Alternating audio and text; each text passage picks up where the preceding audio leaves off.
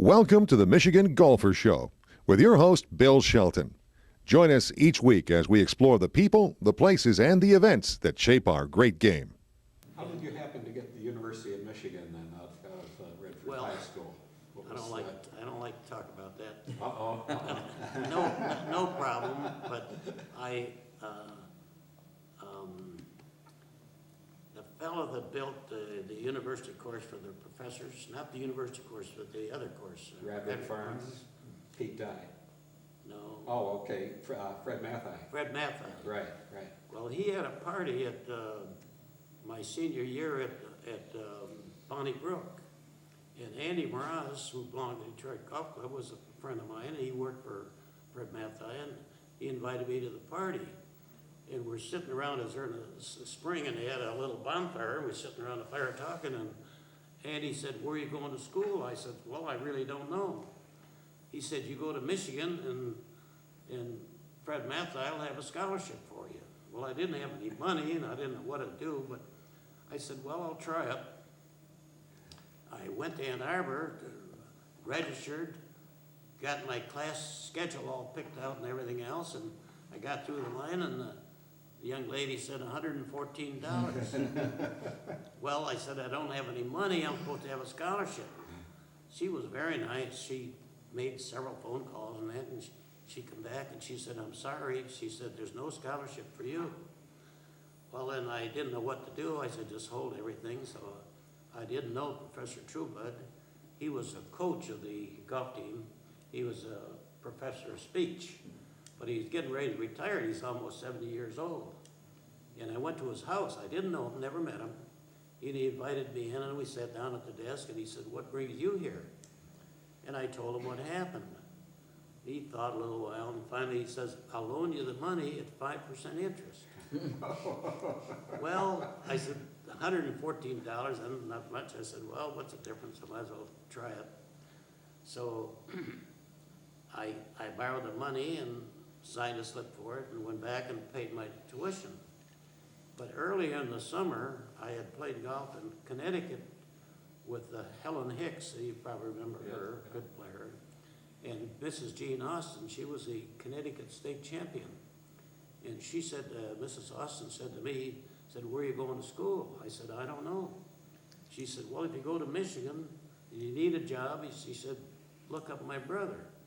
Her brother was president of the Psi U fraternity. So now I'm in school and I don't know what to do, so I go see him to get a job. Well, I got a job waiting on the table and doing the dishes for my meals, which was nice. I enjoyed it. It was a good deal. And I did odd jobs. Professor Trueblood gave me a job cutting his lawn and washing the windows. He had a 3-story lawn. A little different these days. But did you go to the University of Michigan to get a degree or to play golf? Or was it a little bit of both? I can't really tell you.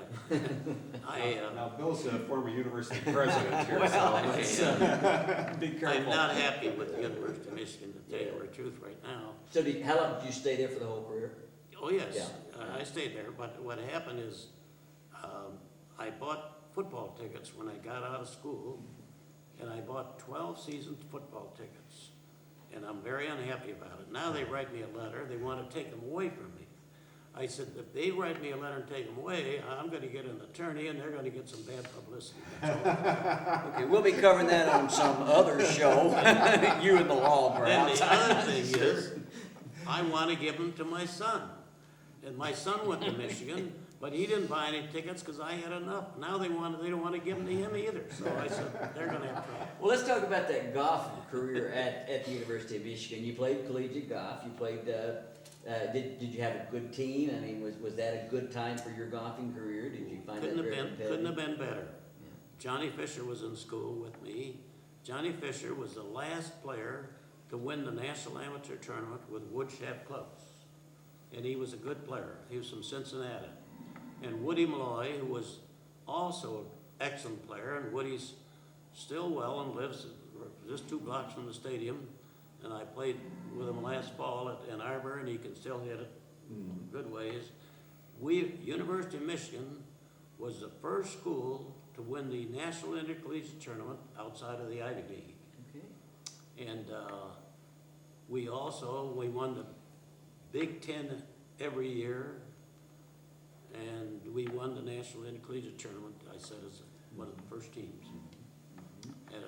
And Cal Markham was a doctor, but he was in school with us, and I don't know if Cal's still around or not, but he got an award of some kind, a national award for something he developed as a doctor. Okay. So you were still playing, in addition to collegiate golf, you were playing in amateur tournaments all during that time? Right. Okay. Well, I was kind of lucky in a way. I won't go through the whole story, but remember Marjorie Rowe? Sure, right. Good Well, player, she was a been around. good golfer. She won the district championship, the state championship.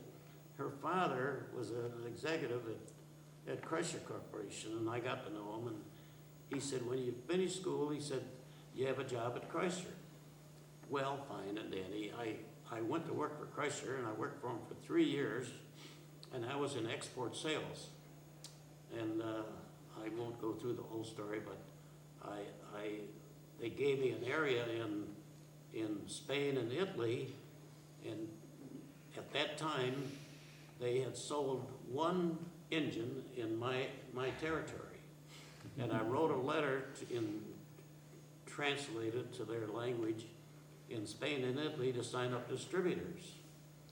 And in less than a year, we sold like 1,500 engines. And the boss came to me, he said, Chuck, we gotta cut everybody's salary. I said, Sal, you're not cutting my salary, I quit. Right now, give me notice. I said, I deserve a raise. Well, anyway, I was getting ready to go to Spain and Italy to see my distributors, but it never happened. And I'm just as happy about it because I found a much better deal. I became a manufacturer's agent for a company in New Bedford, Massachusetts, that made a special tool, cutting tool for the automotive industry. And they're out of business now, but if I were young enough today, I'd start that company again. They made the best tool on the market, bar none, and I knew all of them. But they're out of business now. But it was a nice deal. I represented another company, one of my high school teachers got me an account.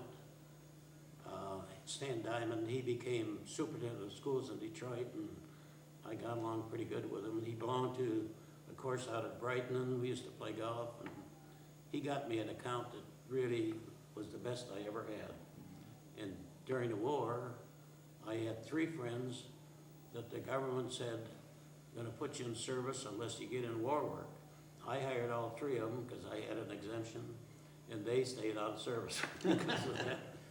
We're talking with Chuck Kocsis, certainly an individual that is very much a dominant player for many, many decades in the state of Michigan and the United States. We're going to take a brief break, and then we'll be back to talk with Chuck some more.